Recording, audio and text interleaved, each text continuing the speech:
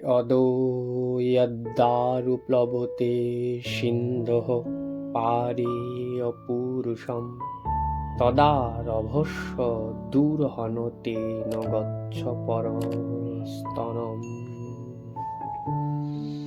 কলিযুগ পাউন অবতার প্রেম পুরুষোত্তম নদিয়া বিহারী শ্রী গৌরহরি তথা সমস্ত পার্ষদবর্গগণ তথা আচার্যবর্গগণের নিত্য যে লীলা মাধুরী, প্রকট লীলায় ভগবান মহামহিম গৌর সুন্দরের যে লীলা মাধুরী নদিয়া লীলায় সম্পাদিত হয়েছেন, সেই প্রকারই নীলাচল লীলার ক্ষেত্রেও নদিয়া বিহারীর গম্ভীরানাথ স্বরূপে লীলা সত্যি গৌরেশ্বর মহাপ্রভুর এই লীলা গৌরগত প্রাণ ভক্তগণের হৃদয়কে আন্দোলিত করে, প্রেমের পাথারে নিমজ্জিত করে সেই সমস্ত লীলা মাধুরী। ভক্ত ভগবানের অপূর্ব প্রেমের শৃঙ্খলে শৃঙ্খলায়িত চিত্ত, নব নব ভাবনা, নব নব লীলা, নব নব রস আস্বাদনে সদা ব্যাপৃত বা বিভোর থাকেন সাধক। কখনো বা ভগবানের প্রীতিবিধান অর্থে বা সুখ সম্পাদনের জন্য নৃত্য গীত এর দ্বারা ভগবানের সুখ দিতেও তারা অধিক উৎসাহ প্রকাশ করেন। ভক্তির ৬৪ ভজনাঙ্গের মধ্যে ভগবদ অগ্রে নৃত্য গীতের এক অনন্ত মহিমা রয়েছে। ভক্ত আপন খেয়ালে নিজ ইষ্টকে সামনে রেখে আর অপূর্ব নৃত্য গানের দ্বারা আনন্দ দিতে চান। এখানে কোনো বাধা ধরা নিয়ম নেই, শুধু তিনি সামনে, তাকে একটু নেচে গেয়ে সুখ দেওয়া। এই প্রীতির আবদ্ধতায় ভক্ত কোনো সীমায় সীমিত থাকতে চান না। আর এই প্রকারই লীলা আজ আমরা শুনব। পরমেশ্বর ভগবান স্বয়ং দারুব্রহ্ম জগন্নাথের সম্মুখে যে নৃত্যগীতের উৎসব প্রত্যহ উদযাপিত হয়, গীত গোবিন্দের বার্তালাপ বা গীত গোবিন্দের কীর্তন, তার মধ্য দিয়ে ভক্ত দাসীর বা দেবদাসীগণের যে নৃত্যবিলাস, জগন্নাথ এতে কতখানি প্রসন্ন হন, এই সমস্ত লীলা কথা আজ আমরা শুনব। এখন কথা হচ্ছে দেবদাসী কারা। রসিকশেখর অদ্বৈত ভোক্তা, অদ্বিতীয় ভোক্তা শ্রী জগন্নাথ দেবের ইন্দ্রিয় তৃপ্তি বিধানের জন্য উৎকলরাজ চুরঙ্গদেব শ্রী ভগবৎ বিগ্রহের সামনে তিনি নৃত্য গীত আদির ব্যবস্থা করেছিলেন। ভান্ডিমাল শাহী, মার্কেন্ডেশ্বর, নরেন্দ্র পাটনা ইত্যাদি পল্লীর কন্যাগণ তারা দেবদাসীর কার্য করেন।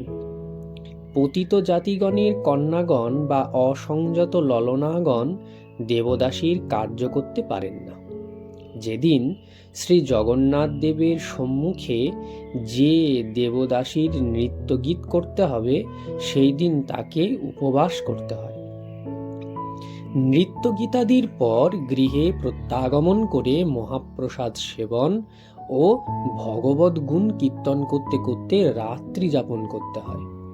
শ্রী জগন্নাথই তাদের একমাত্র পতি, তার শ্রীপাদ পদ্মে তারা চির বিক্রিতা।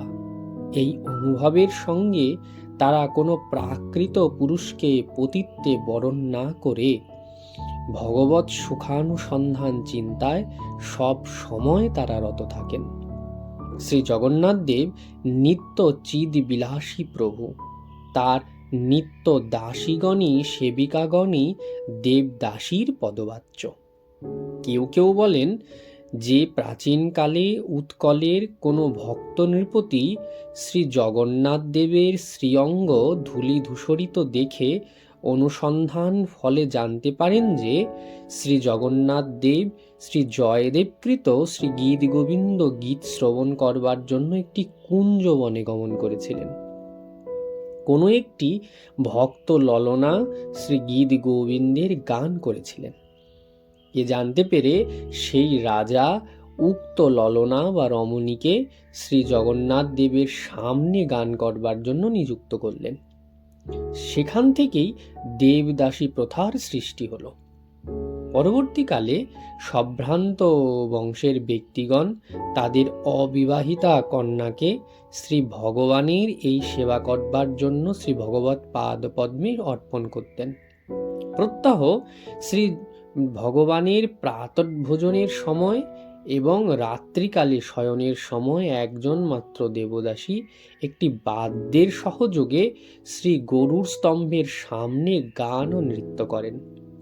চন্দনযাত্রার সময় বাহার চন্দন 21 দিন ও ভিতর চন্দন 21 দিন, এই 42 দিন প্রত্যহ মধ্যরাত্রে শ্রী বিগ্রহের শয়নের পূর্বে রত্নবেদীর সামনে সমস্ত প্রদীপ নির্বাপিত করা হয়।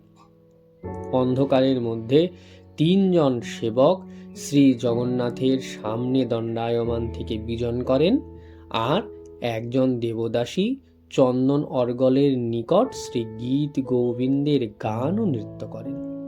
দেবদাসী 2 প্রকারের, বাহির দেবদাসী আর ভিতর দেবদাসী। ব্রাহ্মণ বা ব্রাহ্মণেতর কুলোৎপন্না বাহির দেবদাসী হতে পারেন। তারা কেবল শ্রী গরুর স্তম্ভের সামনে নৃত্যগীত করেন। ভিতর দেবদাসীগণ শ্রী বিগ্রহের সম্মুখে পালঙ্কের নিকট নৃত্যগীত করেন। কেবল ব্রাহ্মণ কুলোৎপন্ন যুবতীগণই ভিতর দেবদাসী হতে পারেন। অতীত যৌবনা ললনাগণ ভিতর দেবদাসী হতে পারেন না। শ্রী চন্দন যাত্রায় শ্রী মদন মোহনের নৌকা বিহারের সময় 1 জন বা 2 জন দেবদাসী নৌকার উপর নৃত্যগীত করে থাকেন। রাজা রাজেন্দ্রলাল মিত্রের অ্যান্টিকুইটস অফ উড়িষ্যা গ্রন্থের পরিশিষ্টাংশে দেখা যায় যে তিনি ক্ষীরোদচন্দ্র রায় মহাশয়ের সাহায্যে শ্রী জগন্নাথ দেবের শ্রীমন্দিরের জগমোহনের প্রবেশদ্বারের 2 পার্শ্বে খোদিত শিলালিপিগুলির পাঠোদ্ধার করেছিলেন।